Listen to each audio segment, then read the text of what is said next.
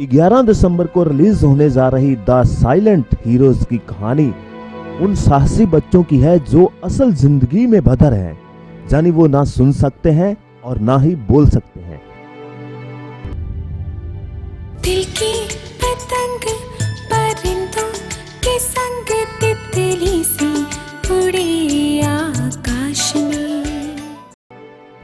Film की star cast आज अमृतसर पहुंची, जहां वो श्री हरमंदिर साहिब नतमस्तक होने के बाद पत्रकारों के रूबरू हुए। फिल्म को डायरेक्ट किया है उत्तराखंड के महेश भट्ट ने, तो वहीं इस फिल्म में मुख्य भूमिका में मानव भारद्वाज और प्रियंका पंचाल नजर आएंगे। प्रियंका इस मूवी के माध्यम से बड़े पर्दे पर एंट्री करने जा रही है। घर वालों के हमारे कागज की उड़ाने मंजिल को पाने चली है। तो चलिए बात करते हैं फिल्म की अदाकारा प्रियंका पंचाल और फिल्म के प्रोड्यूसर कमल बिरानी से, जिन्होंने हमारे संवाददाता विक्रम गिल से खास बातचीत की। को होने जा रही रिलीज द साइलेंट हीरो के सभी स्टाफ मेरे साथ हैं। बात करते हैं क्या मकसद था इस मूवी को। नमस्कार सभी को, मेरा नाम प्रियंका पंचाल है। इस मूवी का सबसे पहला मोटिव है कि हम समाज को ये दिखाना चाहते हैं that these kids are not disabled, they are differently able. ये अलग तरीके के बच्चे हैं लेकिन नॉर्मल हैं, ये एबनॉर्मल नहीं है। इनको हम डिसेबल्ड नहीं बोल सकते। इनको ज़माना देखे तो सर उठा के देखे, that's what the entire motive is. किस तरह की जो मुश्किलों का सामना करना पड़ा आपको? काफ़ी सारी मुश्किलें आई। पहले तो लैंग्वेज थी, लेकिन जैसे पैशन होता है हर इंसान में, वैसे इन बच्चों में भी इतना पैशन था। इन बच्चों ने हमें ही अपनी लैंग्वेज सिखा दी, so it was very easy for us to communicate with them. उन लोग के साथ बात करना बहुत आसान हो गया था। देन आफ्टर दैट वो होने के बाद जो अलग अलग स्टंट्स थे, जैसे राफ्ट पे जाना, राफ्ट कई बार छूट गई, बच्चे पानी में थे, उनको रेस्क्यू किया गया, मैं खुद डूब गई थी। सो ऑल दीज थिंग्स, काफ़ी सारी चीज़ें आई। जैसे माउंटेनियरिंग है। माउंटेनियरिंग एक ऐसा स्पोर्ट है जिसमें बहुत ज़्यादा फिजिकल स्ट्रेंथ और मेंटल प्रेजेंस की ज़रूरत होती है। So that's the reason why इन बच्चों को इस स्पोर्ट के लिए तैयार किया गया था। एंड इन बच्चों को काफ़ी बार ऐसे तकलीफ़ें आई, जैसे अगर पथरीले रस्तों पर चलना, मतलब हिमालय में चलना is not a joke, you know. उम्मीदें क्या जताई रही हैं? हमें उम्मीद यही है कि see it's not really commercial, we are looking at कि लोग इस मूवी को देखें, हमें पसंद करें और इन बच्चों को ज़्यादा पसंद करें, उन्हें वही प्यार दें, उनको वही उसी नज़र से देखें जैसे किसी भी नॉर्मल बच्चों को देखा जाता है। यही चीज़ हम मूवी में भी दिखा रहे हैं कि कैसे उन्होंने चीज़ें सीख कर, कैसे उन्हें अपने रियल लाइफ में अप्लाई करके अपने चैलेंजेस को टेक ओवर किया। जी सर, आप बताएं आपको कैसे लगा कि आपको ये मूवी बनानी चाहिए?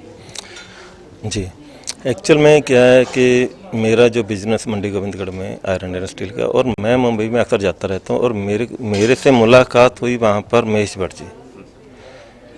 तो उन्होंने मेरे को जब कॉन्सेप्ट इसके बारे में सुनाया तो अरे इतना अच्छा लगा कि मैं तुरंत रह ही नहीं पाया। उनको तुरंत हाँ कि मेरे को लगा कि मेरे को भी समाज के साथ जुड़ना चाहिए और कुछ करना चाहिए ताकि जमाना देखे तो सर उठा के देखे।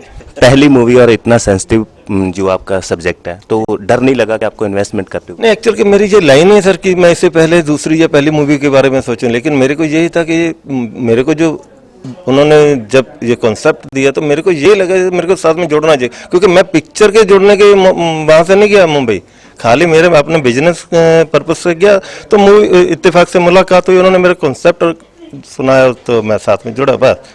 और वहाँ पर लॉस प्रॉफिट और डर वाली कोई बात ही नहीं थी, बस यही था कि मन में आया कि इनके लिए कुछ करें, उनके साथ में जुड़ना ही अपना सौभाग्य था मेरा में। क्योंकि बच्चों के साथ जो काम करके लगा कि मेरे को ये लग रहा है कि वो इसके बाद में वो हीरो नहीं, वो सर हमें हीरो बना रहे हैं। सर मेरा मानना है कि वो सर ऑलरेडी हीरो हैं, वो तो हमें हीरो बना रहे हैं कि उनके साथ में काम करके इतना अच्छा लग रहा है। सब्जेक्ट के अकॉर्डिंग जो गवर्नमेंट ने आपको कोई हेल्प की है?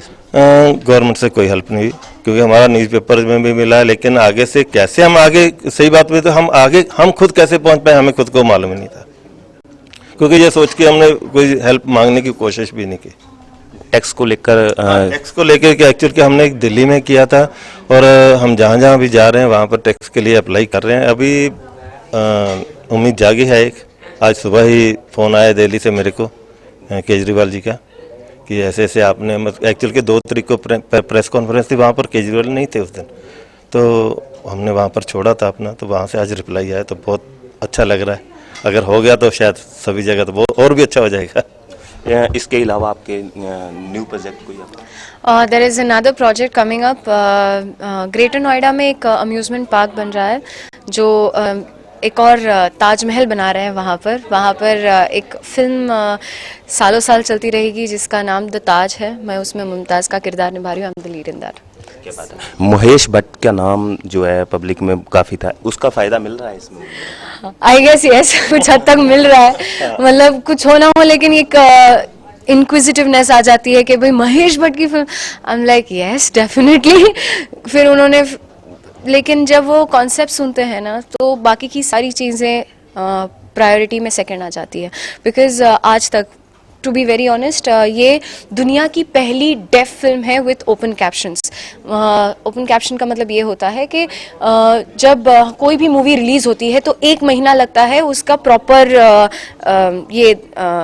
जो नीचे कैप्शंस आते हैं उसको स्टार्ट होने में। मतलब ये बच्चों को कम से कम 1 महीना वेट करना पड़ता है ये मूवी को देखने के लिए।